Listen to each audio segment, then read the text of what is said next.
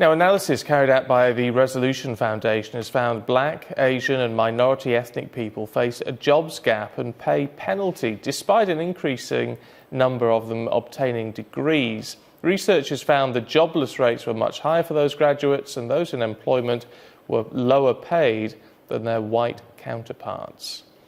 Well, joining me in the studio is the founder and chief executive of the Miranda Brawn Diversity Leadership Foundation, Miranda Brawn. You'll be surprised to know.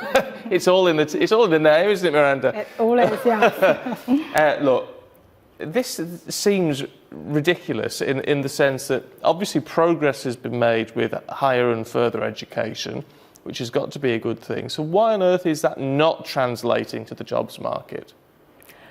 That's a very good question in terms of why aren't we getting enough people from a Black, Asian, minority ethnic background into the employment sector. There are a variety of reasons, and I think it really goes back to the actual culture.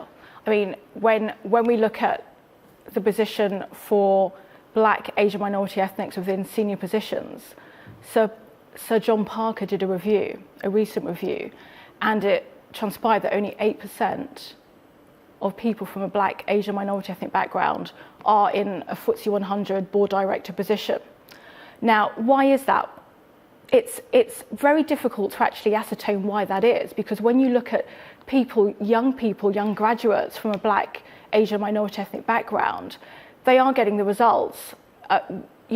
More people from that type of background are achieving a higher amount of GCSEs, A-levels, PhDs, etc. When you look at the business case, in terms of the race diversity and the race inequality in employment at the moment, if we increased race diversity and race equality within the UK economy sector and within the employment sector, we would increase our revenues by £461 million per week, according to a government report. Now, there's another review that came out, it's called the McGregor Review, and that actually highlighted that our UK economy could increase by £24 billion per year if we actually enhanced race diversity within the UK employment sector. There will be people who look at this and say that quite obviously there is some level of racism involved. I mean, perhaps, I don't know how you describe it, a sort of passive racism, a sort of unintentional racism or bigotry or assumptions being made on people's, what people look like, essentially. Is that fair? Or is there also a sense in all of this that there could be some community issues, there could be some lack of ambition is the wrong word amongst some Bame candidates, but perhaps a lack of confidence to say, well, actually, yes, I can achieve that because there are no role models to help me get there?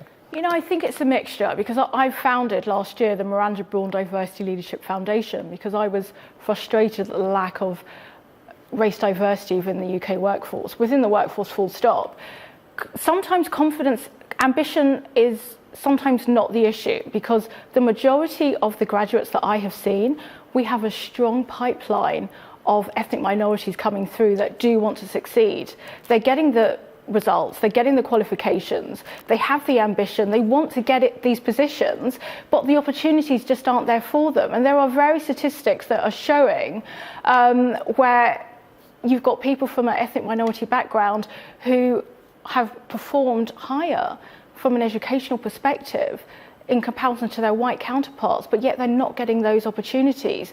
The employment level, the TUC did a recent report, and people from a Black ethnic and minority ethnic background are 2.5 times more likely to be unemployed than their white peers. So there is some subtle, discrete form of discrimination taking place, and we need to tackle that. There are various recommendations that have been made. You've got the McGregor Review, but just going back on the confidence, I think sometimes the confidence levels is where they can't see role models, and that's another reason why I launched my foundation, because it's to actually help inspire them. But also another reason why I've done this, we made history last year by launching the first diversity lecture aimed at students from a Black, Asian or minority ethnic background to actually say to them, we have a diversity issue. It's affecting race, gender, age, disability, LGBT and so on.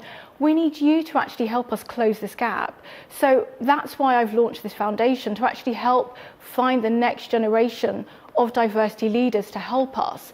Because by the time we retire in 10, 20 years or so time, it'd be longer than that. Well, I think the way things are going, who knows. But they are the ones that are going to be in the workplace in 5, 10, 15 years' time. So it's important to get them to start to close this gap earlier.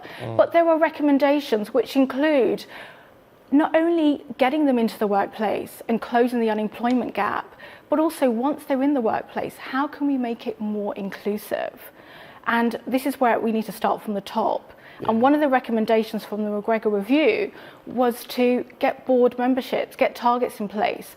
We need transparency. We have a race, gender, well, there's a race pay gap and there's a gender pay gap. When you look at the race pay gap, if we look at black males, they are, on average, when you look at a black graduate, he's earning 22% less than his white peer group. Take that with a black female, that's nearly 35%.